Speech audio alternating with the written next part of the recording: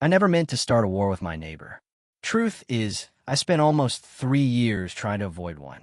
But somehow, by the time it was over, half a hillside had ended up where it wasn't supposed to be. 3 homeowners were filing insurance claims, and the woman who caused the whole mess couldn't even look me in the eye anymore. My name is Ryan Callahan. I'm 50 years old, and for most of my life, I've worked in excavation and land grading. Not glamorous work, but it teaches you things most people never think about. It teaches you that dirt isn't just dirt. Soil moves. Water wins. Gravity is patient. And when those three decide to work together, they don't care how much money you spend on your backyard. I live outside Asheville, North Carolina, on a steep piece of property I've owned since 2002. The neighborhood is one of those places where everybody waves, everybody smiles, and everybody secretly keeps track of everybody else's business. You know the type. Folks sit on their porches pretending not to watch while still noticing exactly who gets a new car and whose kid came home after midnight. My lot sits above several others on a long slope. Not dramatically higher, but high enough that if anything went wrong up where I lived, the people downhill would be the first to find out. The first year I bought the place, we had a wet spring. Real wet. One morning I walked into my backyard and noticed something most people would have missed. A shallow crack in the soil near the back fence. Just a few inches wide. Now, to the average homeowner, that's nothing. To someone who's spent decades moving earth for a living, that's a warning. I brought in a geotechnical engineer, then another one just to confirm it. Both told me basically the same thing. The slope wasn't stable. Not immediately dangerous, but unstable enough that eventually something would need to be done. So I spent more money than I wanted to spend and built a retaining wall. It wasn't pretty. Actually, it was ugly as sin. Heavy timber construction, deep anchors, drainage system behind it, nearly 40 feet long and close to 8 feet high. It looked more like something you'd find supporting a highway than decorating a residential backyard. But it worked. For 21 years it worked. Every storm, every hurricane season, every winter, that wall held. The neighbors below me appreciated it too, especially an older couple named the Donovans who lived directly downhill. I still remember Mr. Donovan standing in the rain one afternoon after a nasty storm. Water was running down every driveway in the neighborhood. He pointed at my retaining wall and yelled over the weather, "Ryan, that ugly thing is worth more than my homeowner's insurance." We both laughed. At the time, it felt like a joke. Years later, I'd realize he wasn't kidding. Everything stayed peaceful until the summer of 2023. That's when Vanessa Brooks moved into the house below mine. Now, right away, you could tell Vanessa wasn't planning on blending into the neighborhood. Within a month, she'd replaced the landscaping, installed custom lighting, hired contractors almost every day, and transformed her backyard into something that looked like a luxury resort brochure. Infinity edge pool, imported stone, outdoor kitchen, glass fencing, the whole package. To be fair, it looked incredible. Even I had to admit that. But then something happened that changed everything. 6 weeks after moving in, Vanessa got herself elected president of the neighborhood association. And that's when my retaining wall suddenly became a problem. The first time she brought it up, I was trimming shrubs near the property line. She walked over wearing sunglasses that probably cost more than my lawnmower and smiled the kind of smile people use when they've already decided how a conversation is going to end. "Ryan," she said, looking up the slope, "we need to talk about that wall." I remember glancing behind me, just to make sure she meant the wall that had been standing there for over 2 decades. "What about it?" I asked. She folded her arms. "It's hurting property values." I actually laughed, not because it was funny, because I honestly thought she was joking. She wasn't. "The neighborhood is evolving," she continued. "We're trying to create a more upscale appearance. That structure doesn't really fit the vision anymore." The vision. That phrase stuck with me, because whenever somebody starts talking about a vision, it usually means they're about to spend your money to solve a problem they invented. I looked back at the wall, then at her. "Vanessa, that wall isn't landscaping. It's infrastructure." She tilted her head slightly. "I'm sure there are more attractive alternatives." I nodded slowly. "There probably are." Then I pointed toward the hill. "The problem is, that wall isn't there because it's attractive." Her smile faded. "It's still an eyesore. I don't know why, but that was the moment my gut told me this wasn't going to be a simple disagreement. Some people see a retaining wall. Some people see a view. And some people only see what they want. A week later, a certified letter arrived in my mailbox. And when I opened it, I realized Vanessa hadn't come to talk. She had come to start a fight. The letter was official.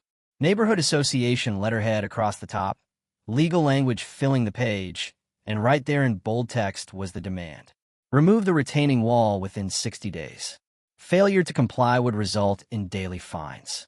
I must have read that thing 5 times sitting at my kitchen table. Not because I didn't understand it. Because I couldn't believe it. 21 years. Not one complaint. Not one issue. Not one neighbor asking questions. Then one person moves in, spends a fortune on a backyard, becomes HOA president.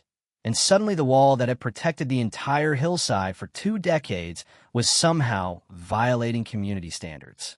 I wish I could tell you I got angry right away. I didn't. What I felt first was disappointment. Maybe because I'd seen this kind of thing before. Not the wall specifically. The attitude. The belief that appearance matters more than reality. That if something looks ugly, it must be wrong. The following weekend, I dug through old filing cabinets in my garage. I found everything. Original permits, engineering reports, property surveys, construction approvals, drainage plans, every document connected to that wall. A lifetime of paperwork most people would have thrown away years ago. Then I hired another geotechnical engineer. Not because I doubted the wall. I knew exactly what that wall was doing. I needed someone else to put in writing. A month later, the engineer handed me a report thick enough to stop a door. We walked the slope together afterward. He pointed toward the properties below. Then he looked directly at me. Ryan, if this wall is removed without immediate replacement and stabilization, slope failure is highly likely. I remember asking him one question. How likely? He didn't hesitate. I wouldn't bet against it. That answer stayed with me. So I copied the report, attached all the supporting documents. Then I wrote Vanessa a letter. Nothing emotional, nothing aggressive. Just facts. I explained what the wall was built for. I explained the engineering concerns. I explained what could happen if the structure was removed. And most importantly, I warned her that forcing demolition could create significant damage to the downhill properties. I figured that would end it. Honestly, I did. Maybe she'd realize this wasn't some cosmetic issue. Maybe she'd back off. Maybe common sense would finally enter the conversation. Instead, 2 weeks later, I got a response from her attorney. That was the moment I understood what this had really become. It wasn't about safety. It wasn't about architecture. And it definitely wasn't about property values. It was about winning. The attorney's letter acknowledged every document I'd sent, then politely dismissed all of it. According to them, community standards had changed. Aesthetic compliance was mandatory. The association expected immediate action. The language was professional. The message wasn't. Do what you're told. I sat there reading it while my coffee got cold. Outside my kitchen window, I could see the top edge of the retaining wall. Wall, same hill, same gravity. Nothing had changed except the person making demands. That afternoon, I called an attorney named Mark Bennett. Mark wasn't flashy. No television commercials. No giant downtown office. Just a guy who'd spent 30 years handling property disputes and had developed a healthy allergy to nonsense. After reviewing everything, he called me back. The first thing I heard was a quiet chuckle. That wasn't encouraging. What's funny? I asked. Ryan, he said, you're not going to like my advice. Whenever an attorney starts with that sentence, you know something interesting is coming. I leaned back in my chair. Let's hear it. There was a brief pause. Then he said it. Give them exactly what they want. I thought I'd misheard him. Excuse me? Remove the wall. I sat up straight. Mark, the engineer, said the slope could fail.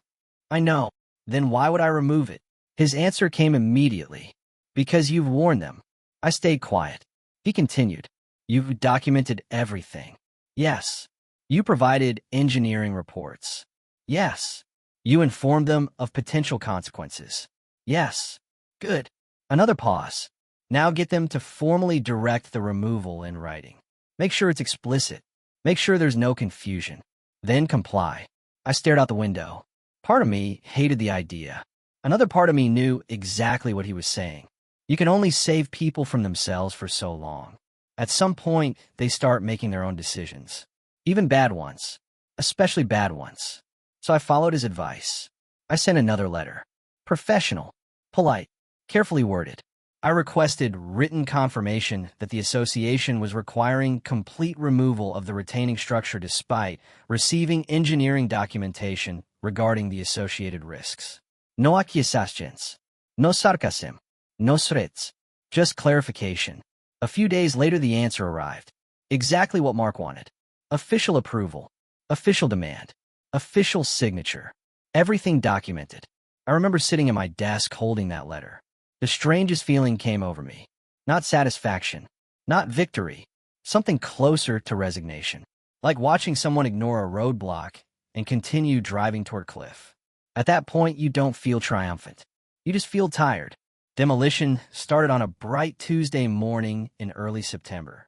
The excavator arrived before sunrise. Word spread fast. Small neighborhoods are funny that way. You can keep a secret for 20 years. You can't keep an excavator secret for 20 minutes. By 8 o'clock, several neighbors had gathered near the property line.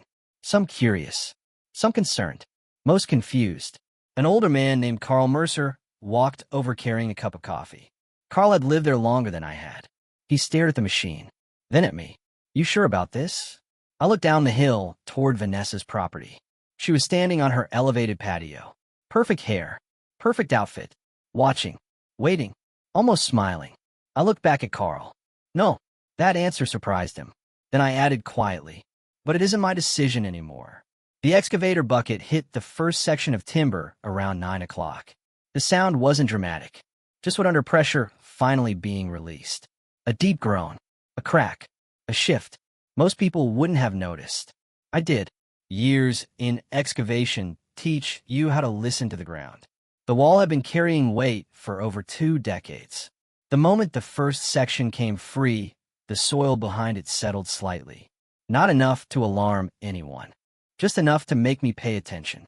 Carl heard it too. His eyes narrowed. Did you see that? I nodded. Yep. He looked uneasy. For the next 6 hours, I worked steadily. Section by section, timber by timber. The wall disappeared. Throughout the afternoon, neighbors came and went. Some asked questions. Others simply watched. Vanessa never left her patio. Around 3 o'clock, she actually raised a glass toward me. A little toast. A celebration. Like she'd finally gotten rid of the one thing standing between her and the perfect view she'd imagined when she bought the house. I won't lie. That moment bothered me. Not because she was winning. Because she still didn't understand what she had won. By sunset, the retaining wall was gone. Completely gone. Nothing remained except exposed earth stretching across the hillside. Raw. Unprotected. Waiting. I shut down the excavator. The sudden silence felt strange. For a long moment, I stood there looking at the slope. Then I noticed dark clouds gathering in the distance. Nothing dramatic. Just weather. At least that's what most people would have seen. I remember feeling a knot form in my stomach.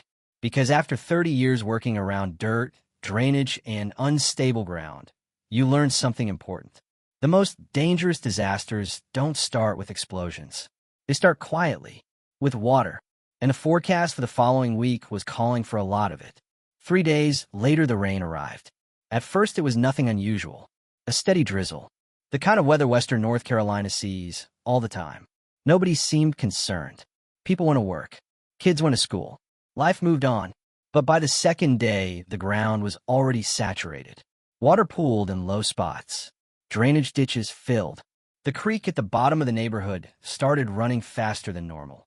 I found myself checking the hillside every few hours. Not because I expected something dramatic. Because I knew exactly how these things worked.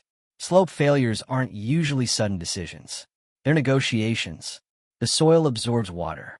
The weight increases. The friction decreases. And eventually gravity wins the argument. By the evening of the third day, we'd received more rain than the area normally saw in several weeks. The forecast wasn't getting better. It was getting worse. That night, I couldn't sleep. Around midnight, I got out of bed and looked through the back window. Everything appeared normal.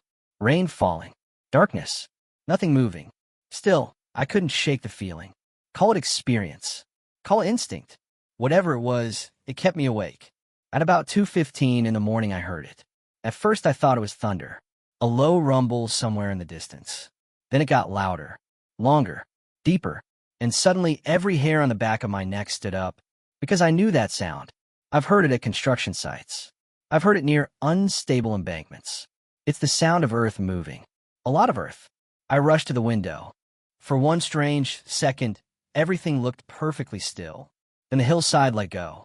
The entire slope seemed to sag forward before collapsing all at once. Thousands of tons of saturated soil began sliding downhill. Trees tilted, mud surged forward. Water and earth mixed into one unstoppable wave. And just like that, gravity collected a 21-year debt. The sound was incredible, not loud in the explosive sense. Heavy, relentless, like the ground itself had decided it was finished waiting. The slide tore through the exact area where the retaining wall had once stood. Nothing slowed it down. Nothing redirected it. Nothing stopped it. Because the one thing designed to do that had been removed. I stood there frozen, watching years of warnings become reality in less than 30 seconds. Then everything went quiet. That silence afterward is what I remember most. Not the collapse, the silence. Almost like the mountain had taken a deep breath and finally exhaled. Then the neighborhood woke up. Lights flickered on everywhere. Doors opened. People shouted. Dogs barked. Within minutes, I was outside, walking toward the edge of my property.